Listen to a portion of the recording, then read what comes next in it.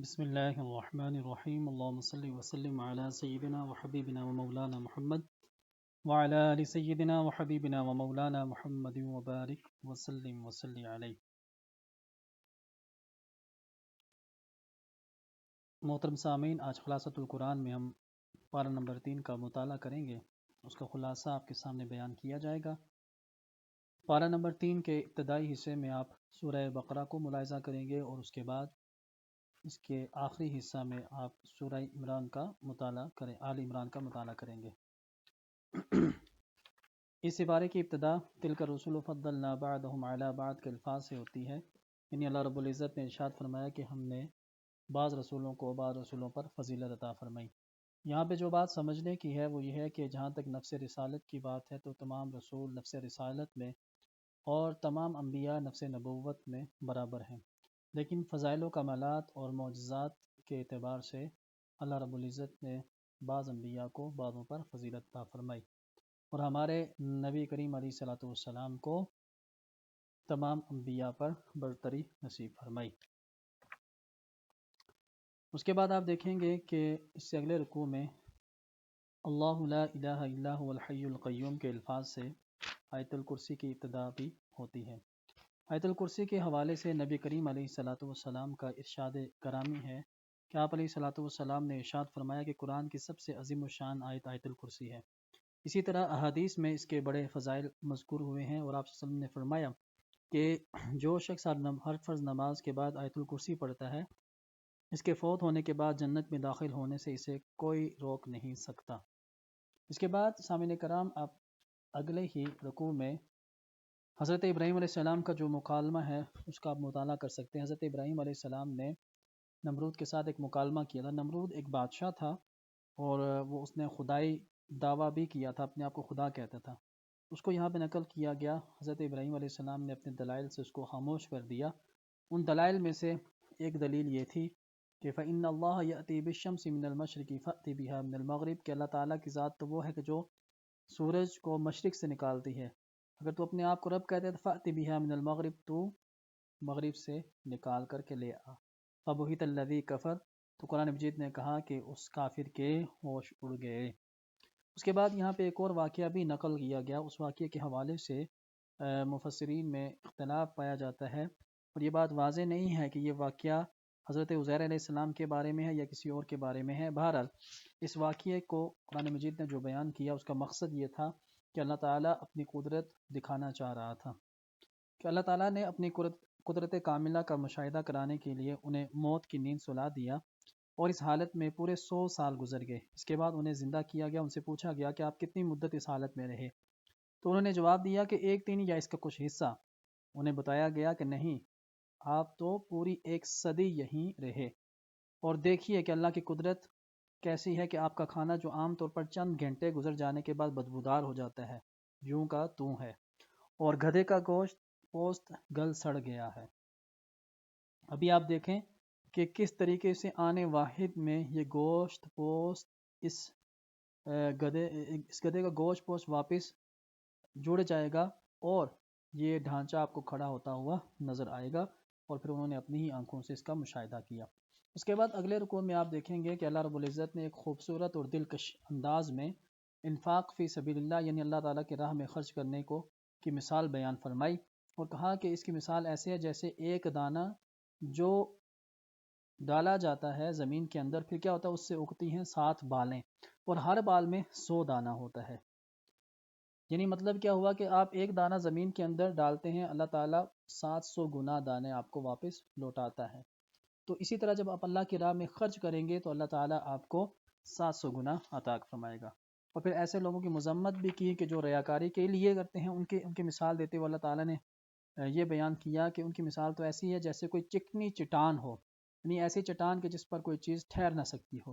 اور اس کے اوپر تھوڑی مٹی پڑی ہو، پھر برسے اس پر زور کی بارش اور چھوڑ جائے اسے چٹیل صاف پتھر۔ مطلب یہ ہے کہ آپ ایک ایسی چٹان پر جا کر کے اس بیج کو بو دیں کہ جس کے اوپر تھوڑی سی مٹی ہے، لیکن بارش برسنے کی وجہ سے وہ مٹی بھی چلے جائے گی ساتھ، اور ساتھ ہی وہ دانہ بھی چلا جائے گا۔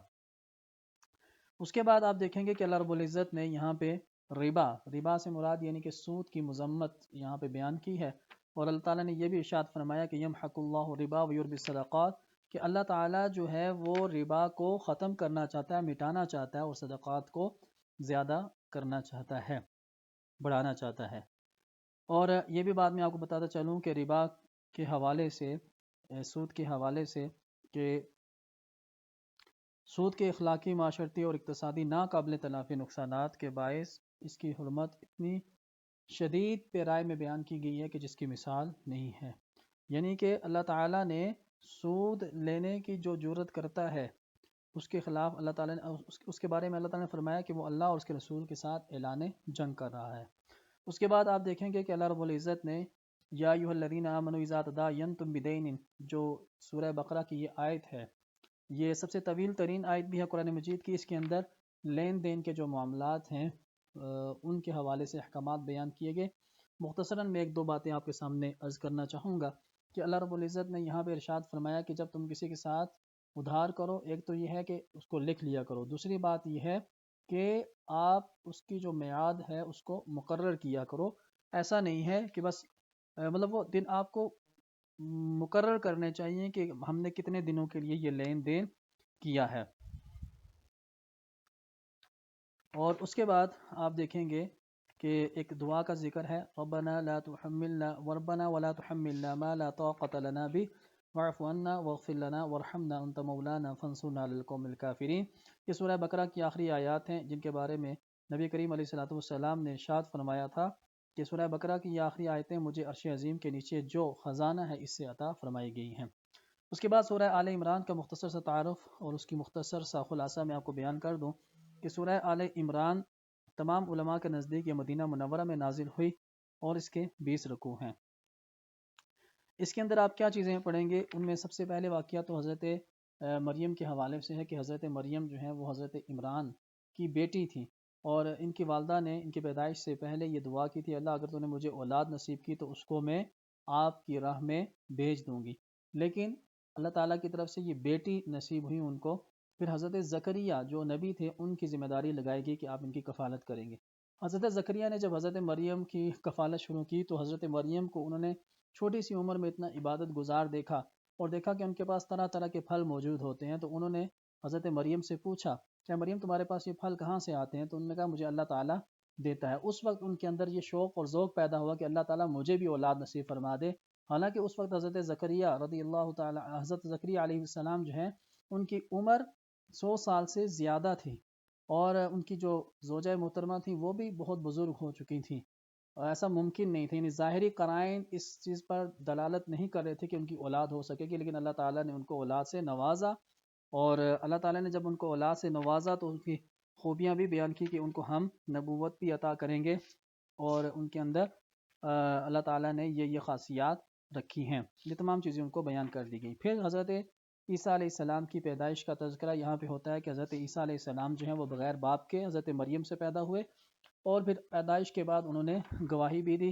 اور اس دوران جب حضرت مریم کو یہ پتہ چلا، ان کو جب یہ بات بتائی گئی کہ آپ کی اولاد ہونے والی ہے، تو انہوں نے اللہ تعالیٰ سے کہا اللہ تعالیٰ مجھے تو کسی مرد نے چھوا تک نہیں ہے، پھر میری اولاد کیسے ہو سکتی ہے؟ تو اللہ تعالیٰ نے کہا یہ جب اللہ تعالیٰ کسی بھی کام کا ارادہ کرتا ہے وہ کن فرماتا ہے تو وہ کام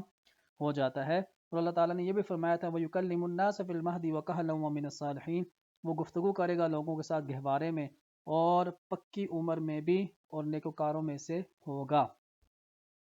اس کے بعد آپ دیکھیں گے